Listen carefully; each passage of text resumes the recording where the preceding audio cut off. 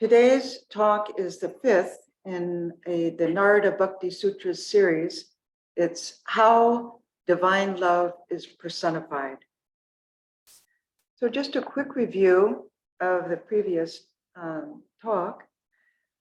We explored the exemplars of divine love in Sutras 15 through 24. And if you don't have a copy of the Narada Bhakti Sutras, I encourage you to purchase one or get one from the library. We have different commentaries, Swami Prabhavananda, Swami Bhuteshananda, etc. So exemplars of divine love, Narada includes various perspectives of great saints in order to show the variety of ways and means to deepen our devotion. No two paths, no two people are on the same path necessarily. So truth is vast, and each sage expresses it differently because they have only experienced just one aspect of that which is infinite. So this divine love is Ananda, the Ananda of Satchidananda, and it is vast, an experience of vastness. But hence, they're not contradictory, but supplementary, each of these commentaries, each of these paths in devotion. Sage Vyasa begins by defining bhakti as devotion to performance of worship. Now, many of you do worship in your own homes. You've learned that from childhood. The scriptures prescribe 4 distinct methods of worship.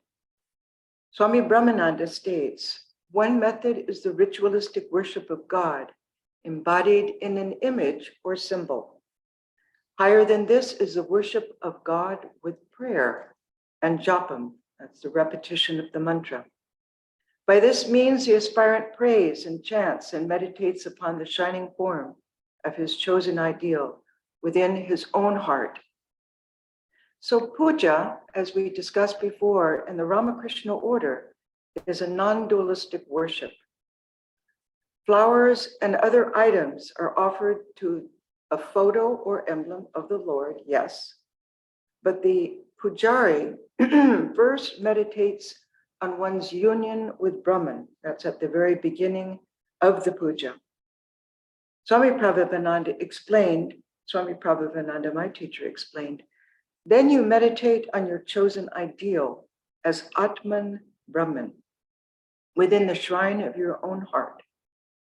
Then you bring forth the Lord in your heart, place him in front of you, and think of the picture or image as living.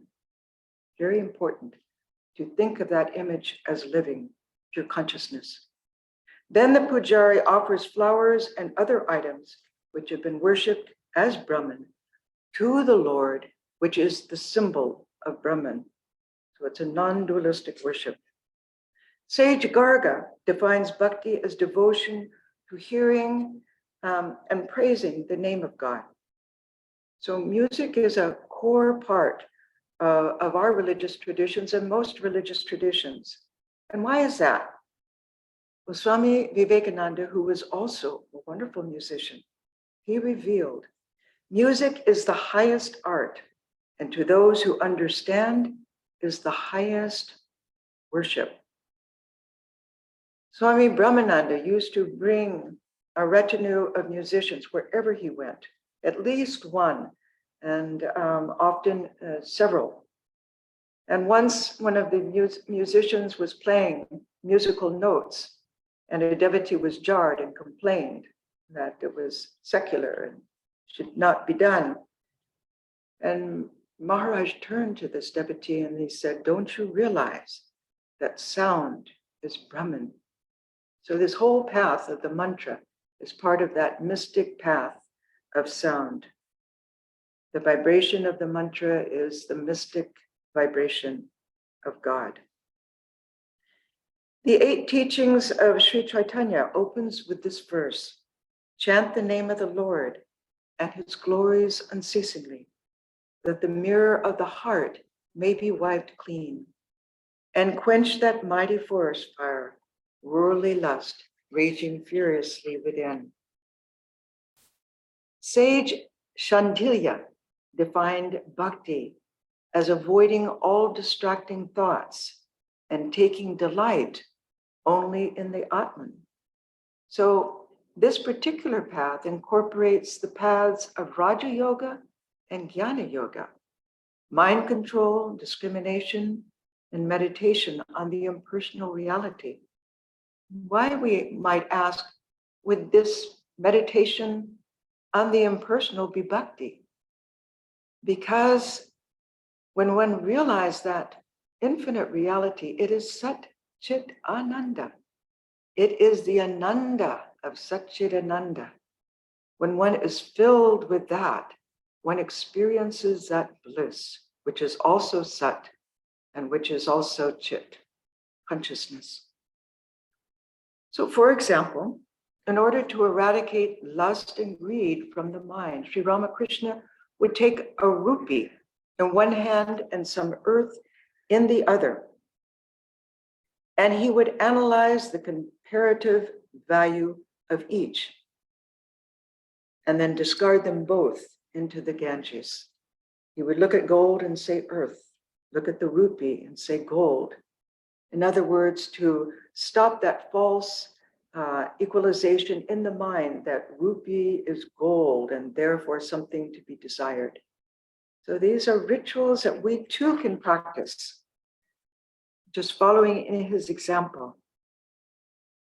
One of Sri Ramakrishna's Advaitic meditations entailed a vessel, being like a vessel dipped in the ocean of existence, consciousness, and bliss.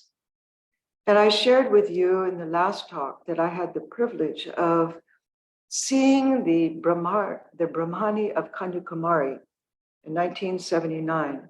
She was a great mystic, a knower of Brahman. And it is said she ate the leavings of dogs and so forth and was followed by children and dogs. Yes, she was.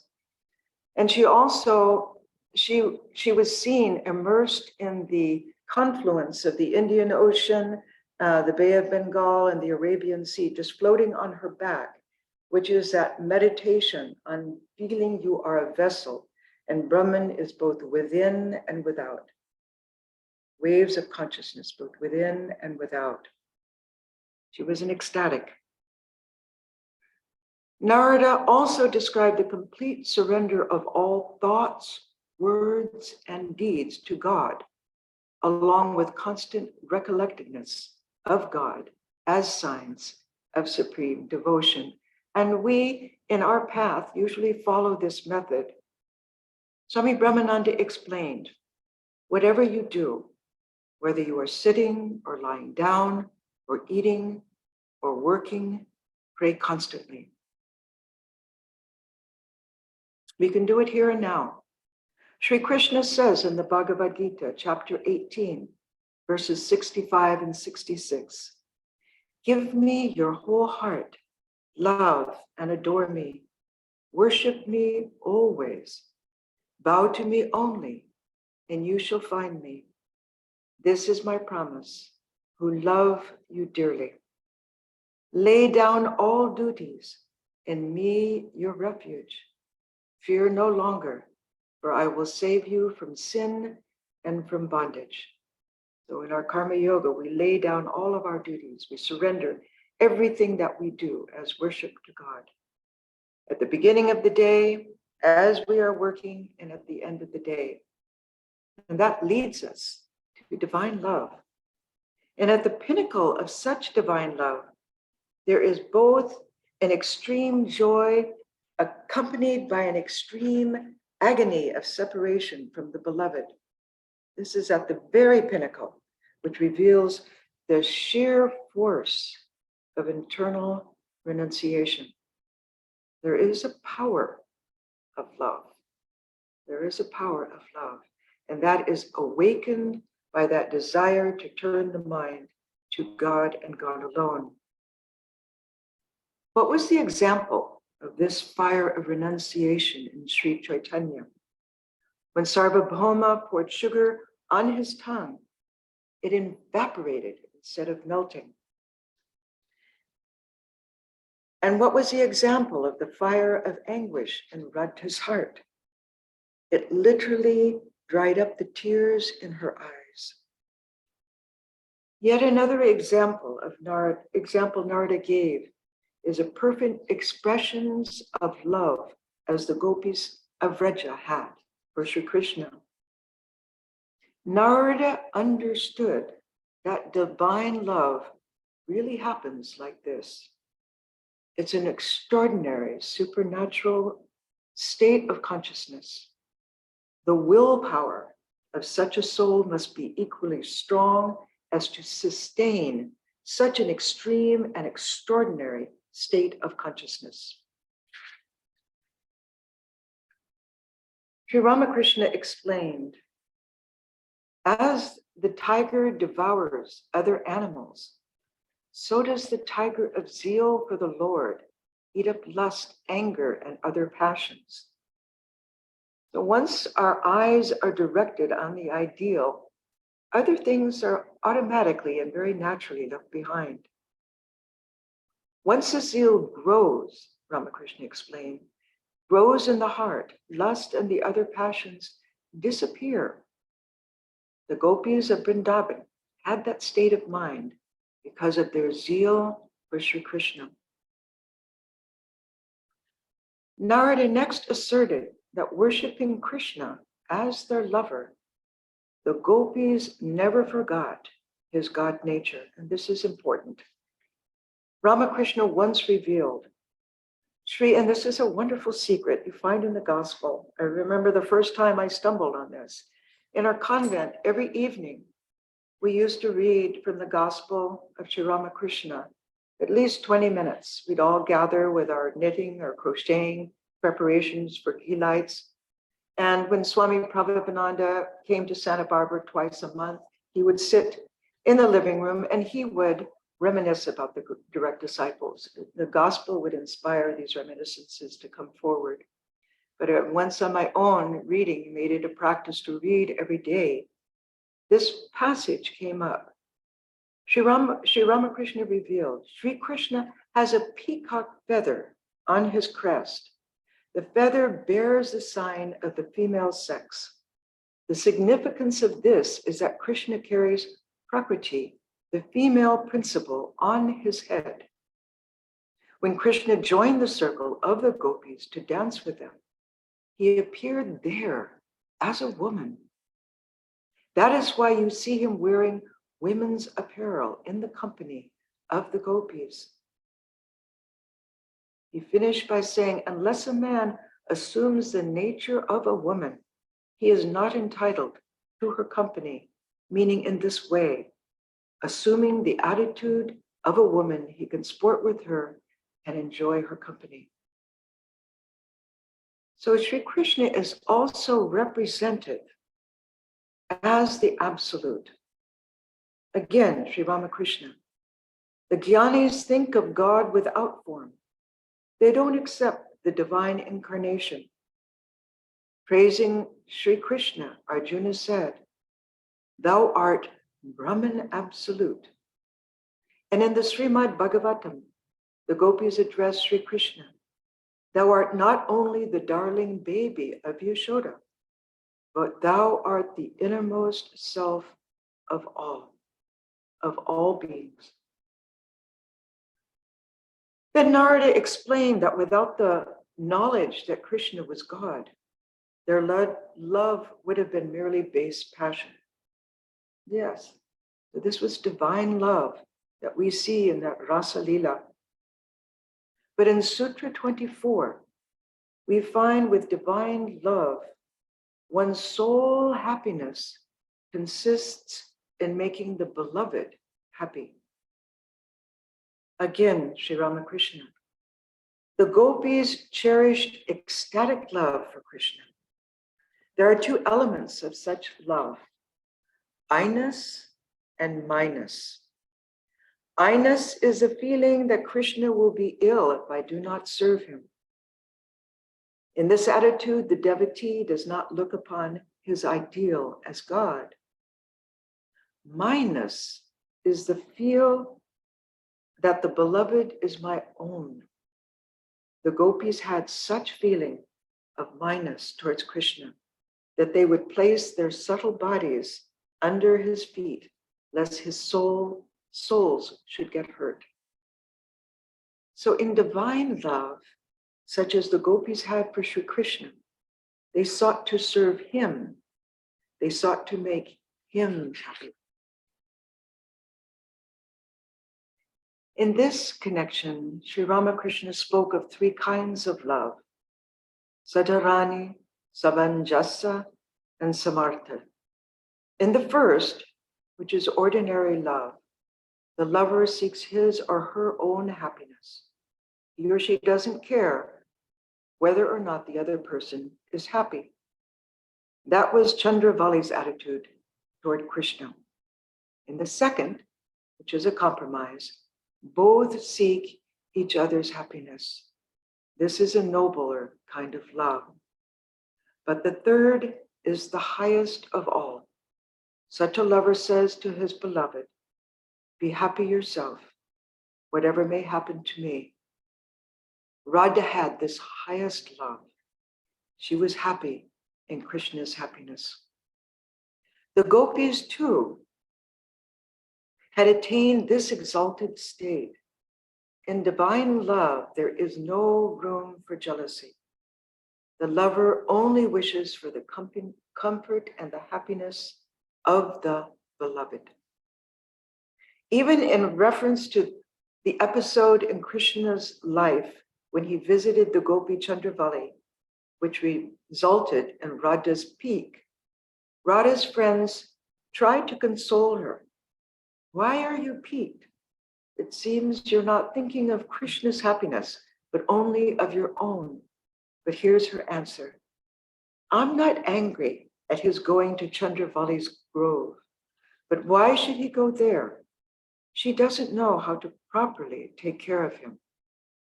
So this is another kind of selfless love. For the ordinary aspirants, you and me, the safest and most appropriate relationships with God are Shanta, that is the peaceful. Now, what is the peaceful devotion? It's that of the Vedic rishis who desired no enjoyment. Then there is Dasya, that of the servant to the master. Then there's Vatsalya, that of the parent of God. In the Christian tradition, we worship the baby Jesus. And in the Hindu tradition, the baby Rama, the baby Gopala, the baby Krishna. And then there's Sakya, the friend of God. Finally, there's Madhura, that of the lover for the beloved, which is only practiced by those who are extremely pure-hearted. In the next session, that is today's session, in Sutra 25, we read about the highest goal in life. This next part is about that highest goal in life. Narada tells us bhakti is greater than karma, greater than jnana, greater than Raja Yoga. Okay? Now, of course, we're taught differently here in the Ramakrishna Vedanta tradition. Here, Narada is showing preference for devotion, but is not referring necessarily to the paths of karma, jnana, and Raja Yoga, but to the ultimate end of devotion, which is union with Brahman. So why does Narada consider bhakti superior to the other three paths?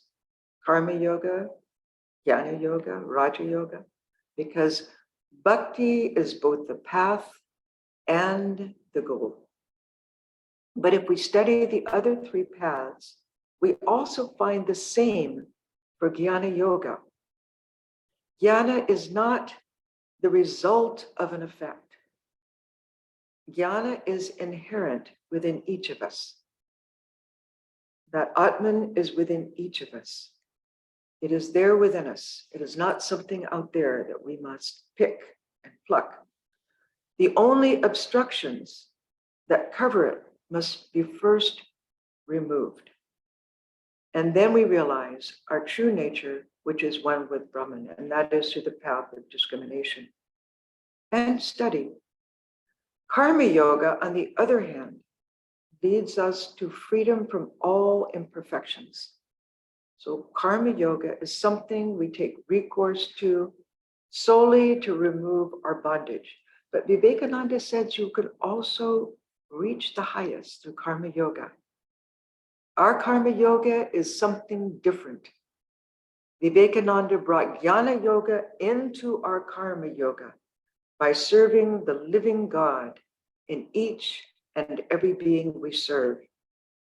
And that is why in our order, we started the Ramakrishna mission, disaster and relief work for all.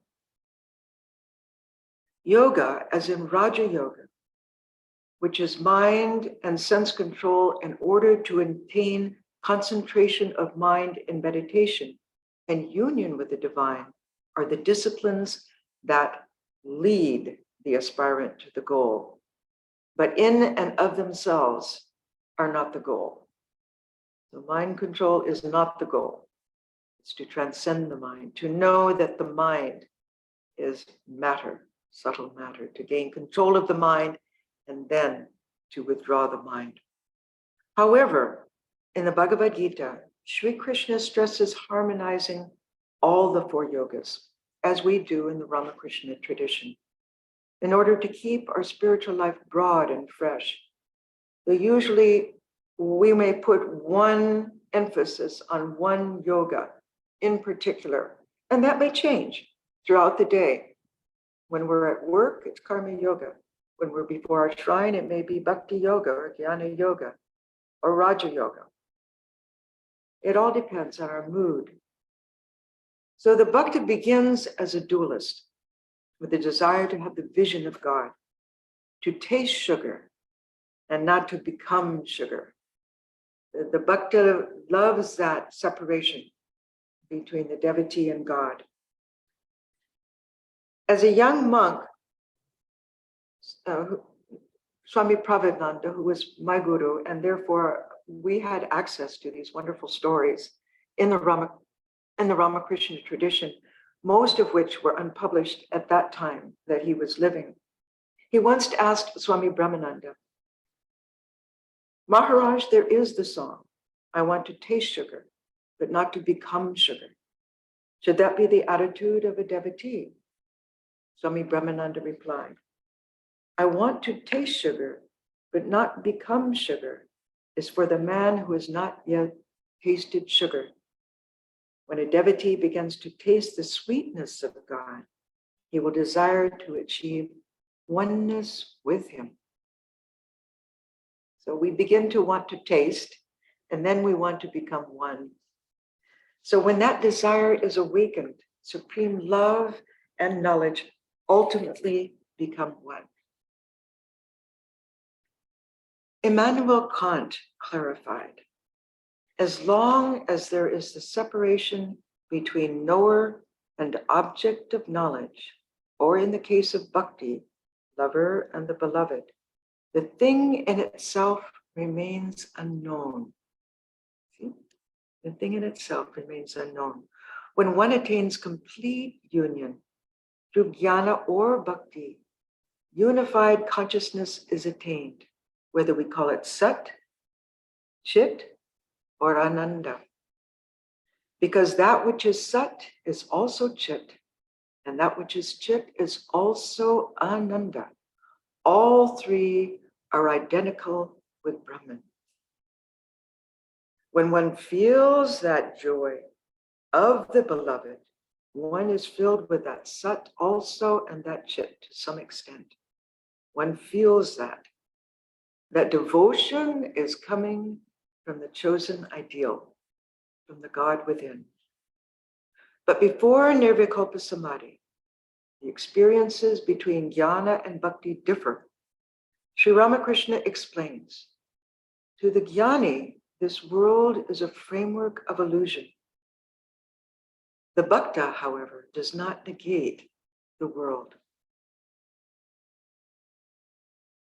The jnani views this world as maya, as a dream, unreal, and it must be negated before the real can be ascertained. Unless, of course, you are a Sri Ramakrishna who sees the reality within the world, not as you and I see it, but that Brahman within the world, that mother, divine mother, that Shakti consciousness. Whereas the Bhakta sees this world as a divine sport. There is nothing outside of God. As Swami Bhuteshananda, wonderful, wonderful, he was a disciple, I believe, of Swami Sardananda, explained in his commentary, everything is God, which means that it is God who appears as everything. It means that everything is not non-existent. It exists. Everything has existence, and that existence is inseparable from the existence of God. And as Swami Medhananda expressed so beautifully, this table is not conscious. No, it is not sentient. But a knower of Brahman would see this as consciousness. And the material is just a shadow, reality. So these are two different expressions of the nature of reality, such as the jnana and vijnana states that Sri Ramakrishna experienced. So this gospel of Sri Ramakrishna is really a gold mine for each aspirant. There's no such thing as saying, I have read the gospel. We read it, we reread it, there's no end to reading it.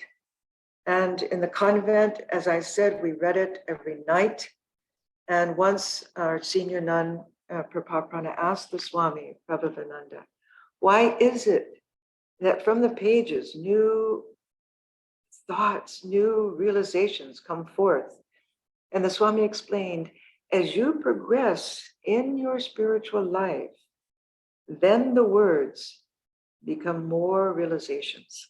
One sees for oneself, they strike one.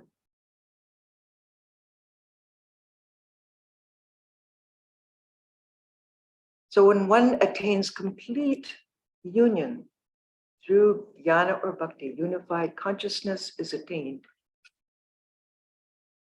Sutra 26. Because of devotion, it is by itself the nature of the goal. Another translation of this verse is, for bhakti is the ultimate end and goal of spiritual life. All other paths lead a person to its realization. Now in the Gita, 18th chapter, verse 55, Sri Krishna says, to love is to know me, my innermost nature, the truth that I am. Through this knowledge, he enters at once into my being. So this love is like having binoculars.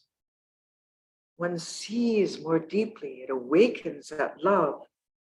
So in this sense, bhakti is a superior path to that of karma, the path of knowledge, and the path of yoga, mind control, because it is both the path and the goal. And we all have that love within each of us. And our desire is to grow that love and turn it Godward. Sri Ramakrishna reveals to us there are two stages of bhakti.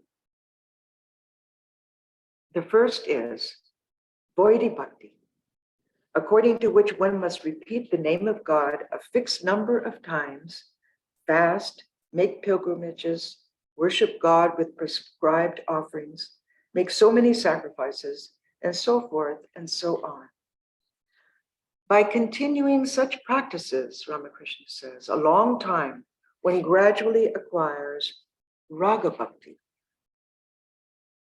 God cannot be realized, he says, until one has Raga Bhakti. One must love God. In order to realize God, one must be completely free from worldliness and direct all of one's mind to him. So this is the ultimate, but we are on the path. And the main thing is to keep the main thing the main thing. I used to have a rock that was inscribed with that. And when Swami Sarvapriyananda saw it, he said, "Oh, I love that." I said, "You want the rock?" He said, "Yes." So I gave it to him. It reminds us that the practice is also the goal. We want to keep that main thing, the main thing in our lives. Come back to that. Swami Bhuteshananda explains, bhakti is both the goal and the way. Is bhakti of the nature of the fruit of action? It has been specifically characterized not as a fruit or a result, but as being of the nature of the result. So if you're a gardener, you go into your garden and you see, the seed sprouting. You don't try to pick up the seedling and see how big the root is. It would kill the plant. So long as you are gardening, tilling the soil, so long as you are devoting yourself to these practices, you have bhakti. You have that love. And Sri Ramakrishna wants us to sustain that love and grow that love as the gardener grows that seedling.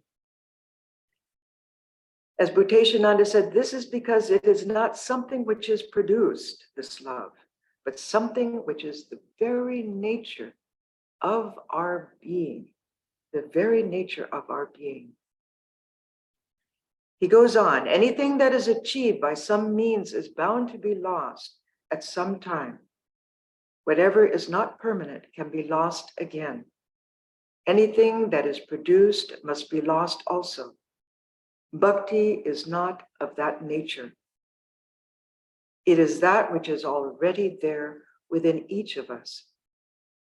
And the beauty of being here and watching newcomers come and seeing them develop over a period of weeks, of months, of years. One has the privilege of seeing that devotional life maturing that person in action and words. It's something that's palpable. One can see the growth of that person. We can't see it ourselves, but believe me, as my teacher used to say, it works, my child. It does work.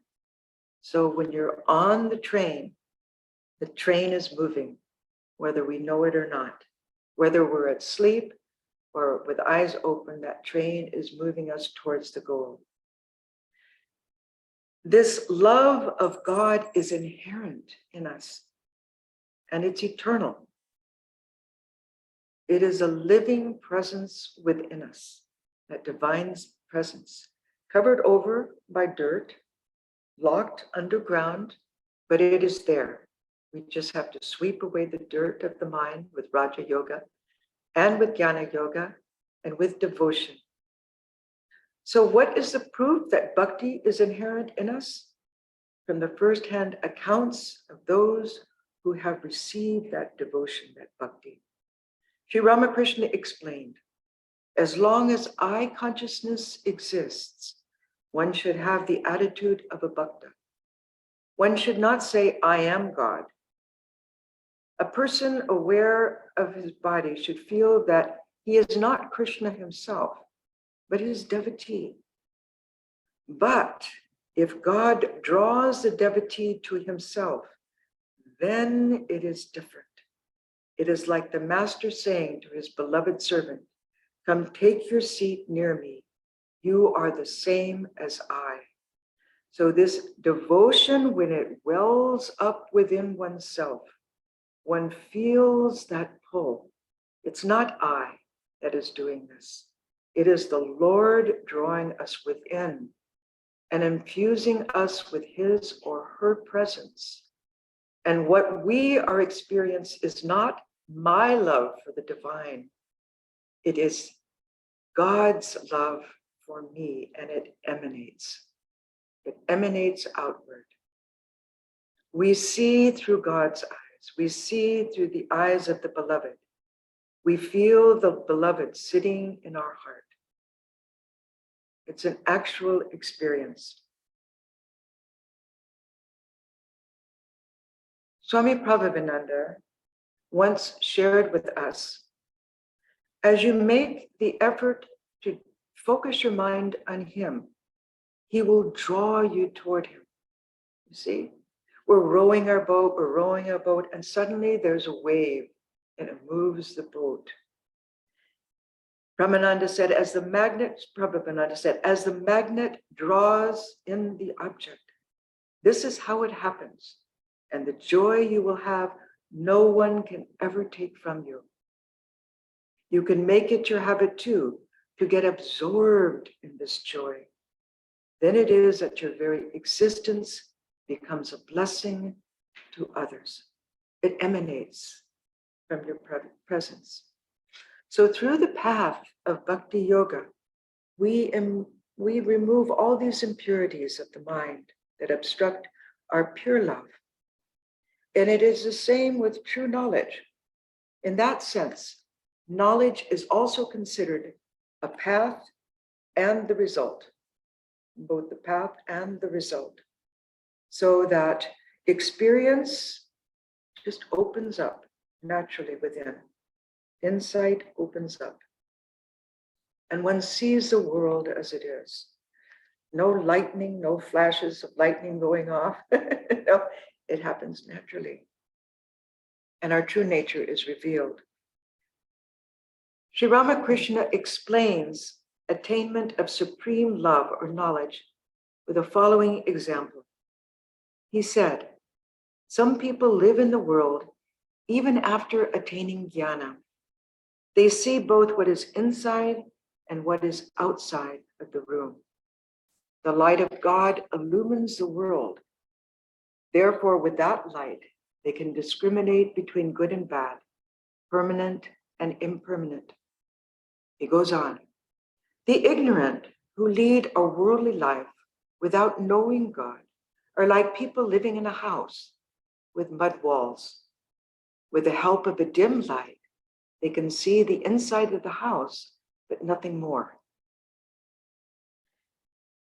Sri Ramakrishna ends by saying, but those who live in the world, after having attained knowledge and realized God, are like people living in a glass house. They see the inside of the room and also what is outside. The light from the sun of knowledge enters strongly into the room. They perceive everything inside the room very clearly. They know what is good and what is bad, what is permanent and what is impermanent. So both the paths of bhakti and jnana lead to the culmination of bhakti or jnana. Sutra 27. Bhakti is the greatest also because God dislikes egotism and loves humility. So this egotism is hard to get rid of. Oh, I've done this. And the spiritual ego is even more subtle and hard to eradicate.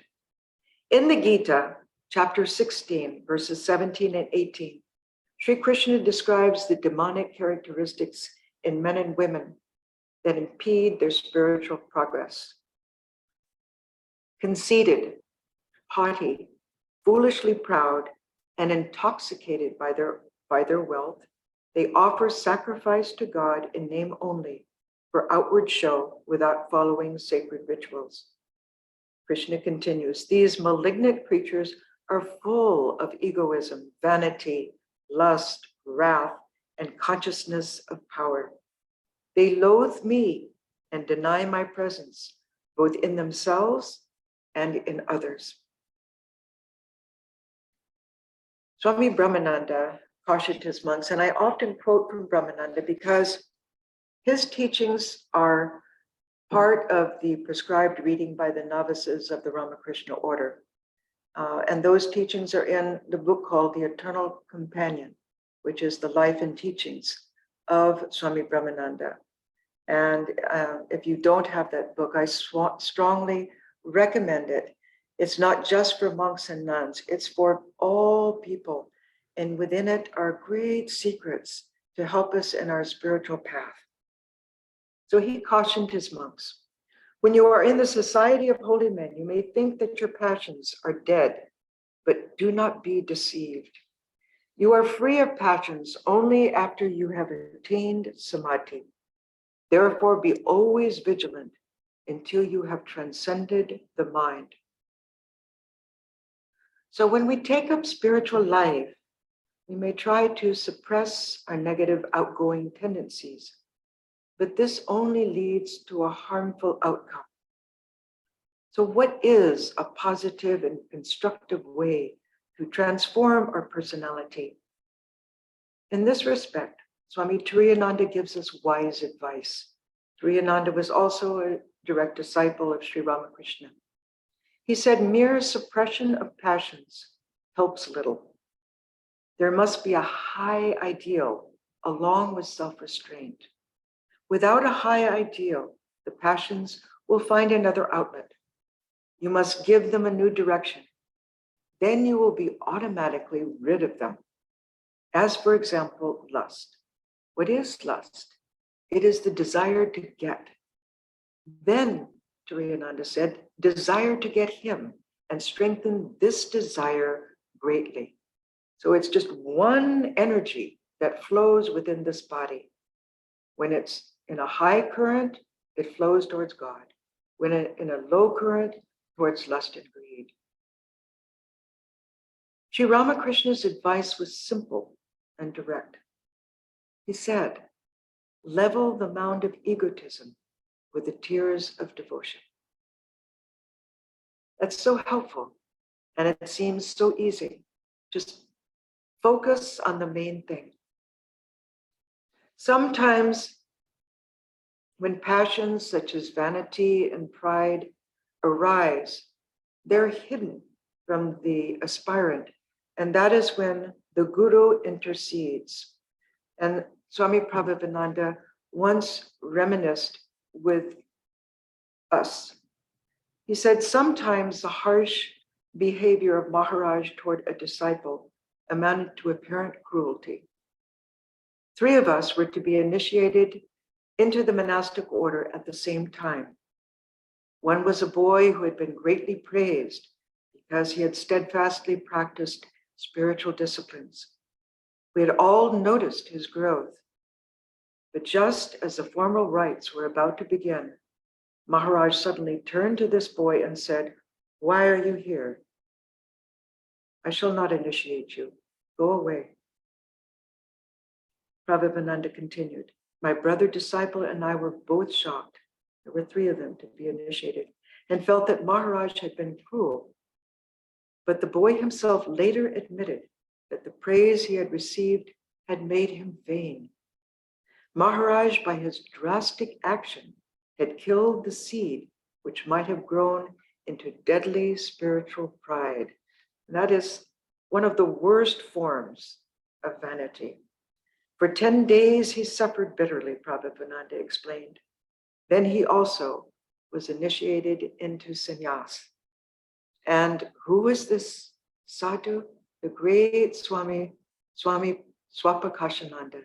And I had the great fortune to meet him in 1979. Truly an exalted being. So we see the Guru is there to protect us from ourselves. And there are some gurus that don't scold, but then there are others who do. And I can assert Swami Prabhupada was one of those who did. When we make the effort to transmute our negative tendencies into positive qualities, spiritual life opens up for us. We receive a grace from the great teachers. In the Vivekachudamani we read, let the seeker approach the master with reverent devotion. Then, when he has pleased him by his humility, love, and service, let him ask whatever may be known about the Atman. So we start with the Guru and develop that reverence for the Guru, because the Guru represents the conduit through which the power of Sri Ramakrishna comes. And the human guru never claims to be the guru. The human guru is a conduit. The real guru in our tradition is Sri Ramakrishna. Sutra 28. Some are of the opinion that knowledge is the means to attain bhakti. So in order for our emotion to become devotion, that is directed one pointedly toward God, we must have some understanding of what or who the object of our devotion is. So in this sense, knowledge does not mean illumined knowledge. Once Sri Ramakrishna said to Narayan, I have been eager to see you. You will succeed. Well, which do you prefer, jnana or bhakti? Young Narayan said, pure bhakti. The master said, but how can you love someone unless you know him? Very true. One must also have some idea of the spiritual goal and the means to attain the goal. And that is why reading about the spiritual lives of these great souls is so important, reading their words, so on and so forth. Sutra 29, on a daily basis. No, you don't see your spouse for just 1 minute every day. You see her throughout the day or him throughout the day. You have a relationship with that person. And so also we have to develop that relationship by finding out about our chosen ideal. Sutra 29. Others are of the opinion that knowledge and devotion are interdependent. Devotion and knowledge are like two wings of a bird. Without either one, the bird will falter and fall to the ground. If love is not combined with intellect and willpower, it can degenerate into blind emotionalism. And if the intellect is not coupled with devotion, it can be satisfied with only dried intellectualism rather than knowledge. So we should not be proud of our intellectual knowledge, you see. And at the same time, those who are only interested in the intellectual without the practice, it's just mere intellectualism. See? Without that practice, there's no substance to one's spiritual life. One can actually see a spiritual life transforming a person. And it's not in necessarily the big things, it's in the little things. Sri Ramakrishna explained the necessary interdependence of both knowledge and devotion.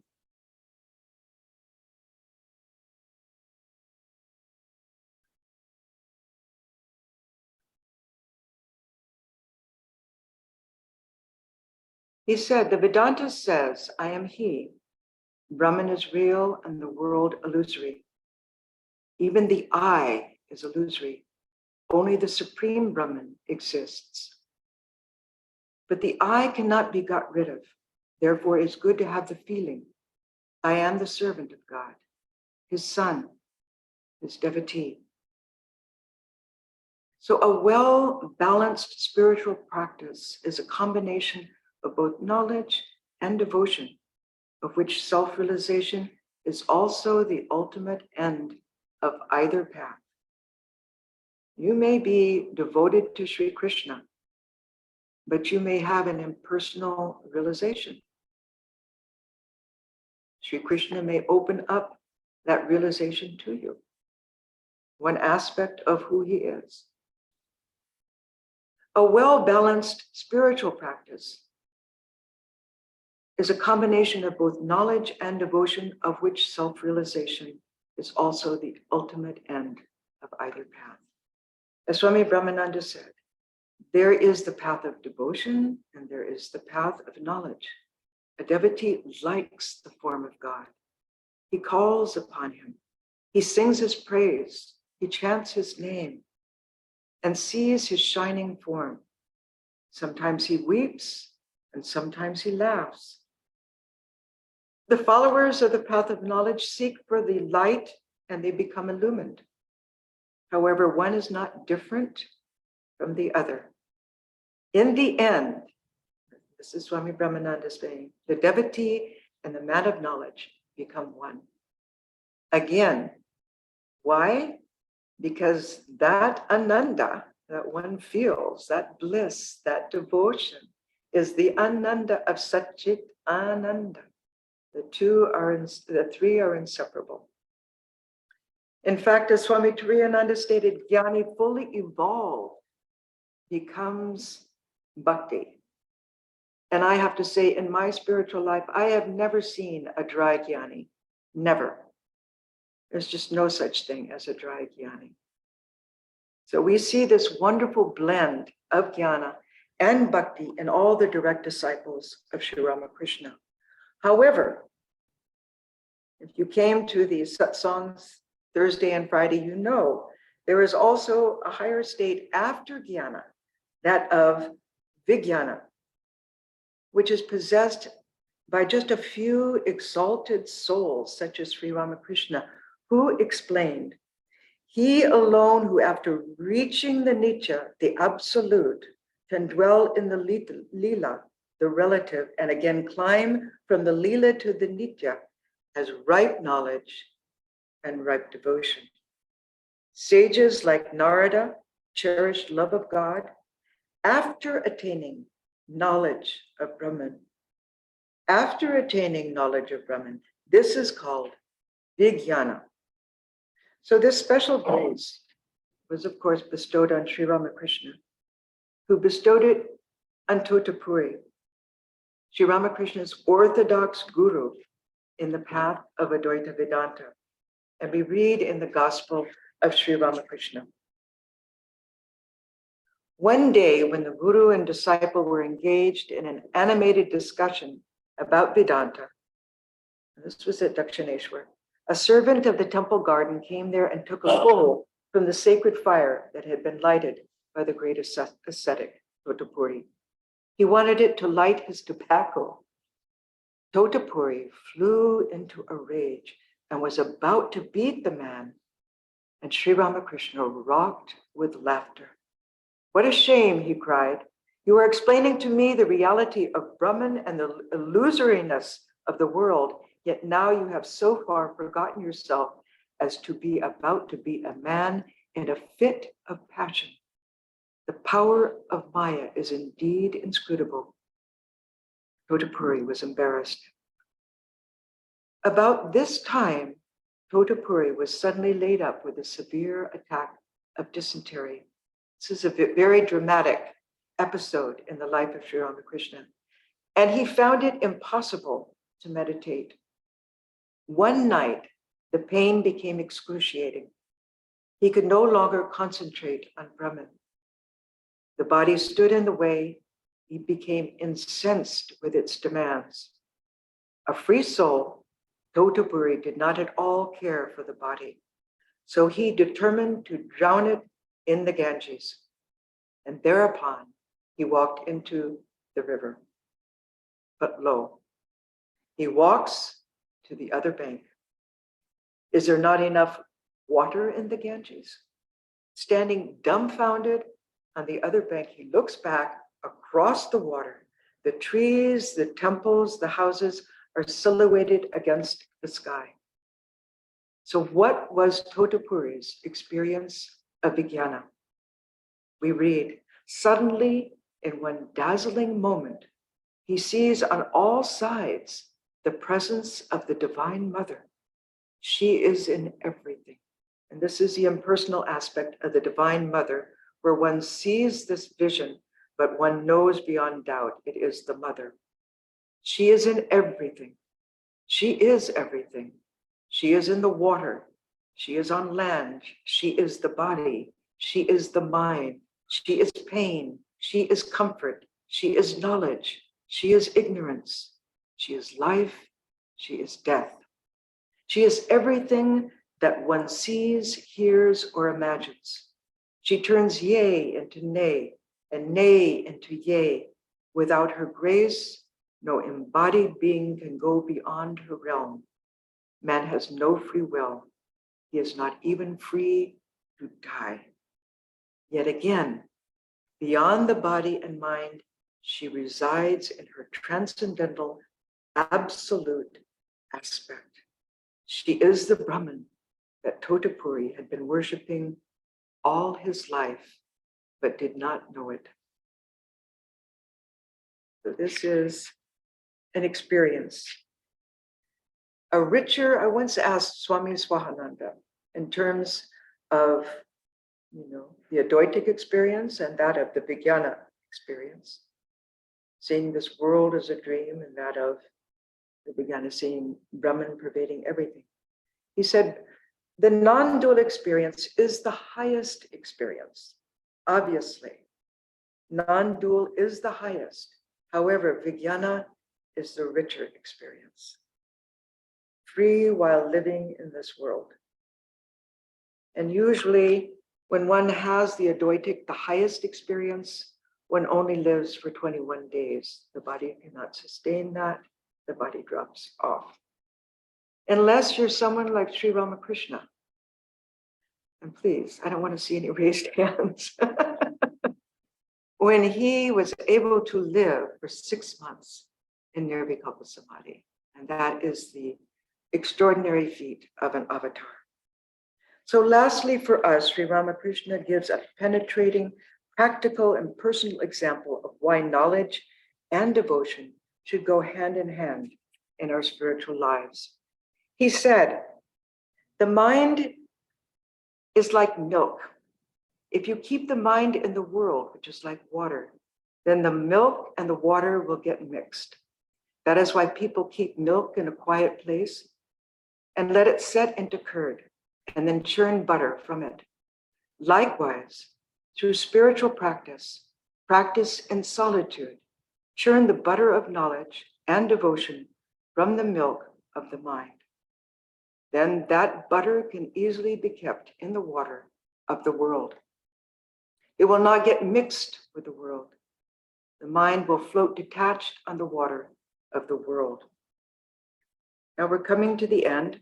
Sutra 30, Narada, Brahmakumara, says that spiritual realization is its own fruit. Okay, so what does this mean? Narada has already explained that devotion is our true nature and not the effect of any cause. So when we have this experience, there is no desire. However, to realize that which is innate within each of us, we must perform finite spiritual practices in order to lift that veil of ignorance, which is also finite. So the end of realization is purely the culmination of the process of devotion. Sutras 31 and 32. Narada says, one cannot please a king by merely knowing about him and seeing his palace, nor can one satisfy hunger by the mere knowledge and sight of food. Similarly, one cannot be satisfied by the knowledge or perception of God until love comes. There's a beautiful passage in the New Testament wherein Jesus gives this teaching to his disciple Philip. And Jesus we honor as an avatar as well.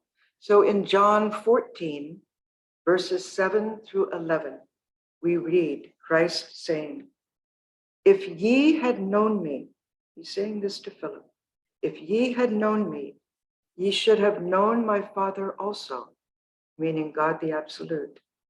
And from henceforth ye know him and have seen him. Philip saith unto him, Lord, show us the Father, and it sufficeth us. Another Philip's asking to see, have the experience of Brahman. And Jesus saith unto him, have I been so long time with you, and yet hast thou not known me, Philip? He that has seen me hath seen the Father. And how sayest thou then, show us the Father? Believest thou not that I am in the Father, and the Father in me? The words that I speak unto you, I speak not of myself, but the Father that dwelleth in me, he does the works. Believe me that I am in the Father, and the Father in me, or else believe me for the very works' sake. So in other words, these emblems and symbols that we worship, again, we are worshiping Brahman. Whether it be an avatar, or the divine Shakti, an aspect of God, we are actually worshiping Brahman. And it's good to remember this as we are worshiping. In this way, Christ, Narada, and other great spiritual masters reveal that when love arises in our hearts, our vision is transformed and God, our innermost self, is revealed. In the Gita, we read how Sri Krishna was transfigured before Arjuna on the battlefield. And Arjuna extolled him in the Gita, chapter 11, verse 18. You are all we know, he said, supreme, beyond man's measure, this world's sure set plinth and refuge, never shaken, guardian of the eternal law, life's soul undying. And Sri Ramakrishna also became transfigured before his disciples many times. Swami Prabhavananda related, years after the master's passing, Swami Saradananda asked my master, meaning Swami Brahmananda, to look at the model of a statue of Sri Ramakrishna and see if he approved of it. Maharaj was then in a high spiritual mood, and he asked, but which form of the master? Because he had seen Sri Ramakrishna transfigured into many forms. Once as a young boy, he saw him as Mother Kali and went into Samadhi. You see? And now we end with Sutra 33. Narada says, therefore, those who wish to transcend all limitations and bondages of birth, death, rebirth, of all the pairs of opposites in this world, must accept supreme love as the highest goal. So how to accept that supreme love? By nothing less than direct experience. One disciple of Swami Brahmananda revealed, we don't know how to love the Lord. We feel we love the Lord, but just let us feel that the Lord loves us. That's enough. Nothing else matters. The Lord knows us and he's looking after us. You don't have to do a thing about it. Just feel that. No willpower there. Just let go and feel his love. That's enough. That will carry you on. There's nothing higher than that. Om Shanti, Shanti.